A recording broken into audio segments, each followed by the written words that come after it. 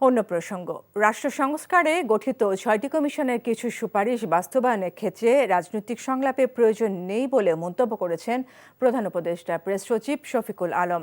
রাজধানীর foreign service একাডেমিতে এক সংবাদ সম্মেলনে তিনি বলেন, 6টি সংস্কার কমিশন যেসব সুপারিশ দিয়েছে তার ভেতর কিছু সুপারিশ মন্ত্রণালয়গুলো নিজ উদ্যোগেই করতে পারবে। প্রধান উপদেষ্টাও সেই নির্দেশনায় দিয়েছেন।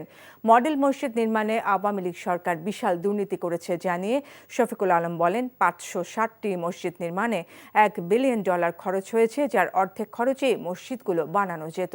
এই দুর্নীতির বিষয়ে আরও গভীর তদন্ত হবে বলে জানান তিনি।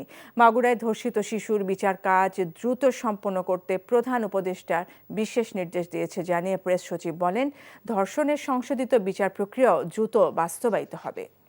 আমরা বলতে পারি এই ঘটনায় অভিযুক্ত তাদের সবাইকেই অলমোস্ট অ্যারেস্ট করা হয়েছে এবং আজকে চিফ অ্যাডভাইজার নিজে নির্দেশ দিয়েছেন। উনি তো আজকে শোক প্রকাশ করেছেন এই মৃত্যুতে এবং উনি কঠোরভাবে নির্দেশ দিয়েছেন যে এদেরকে যারা যারা অভিযুক্ত তাদেরকে যাতে খুব দ্রুত বিচারের আওতায় আনা হয়।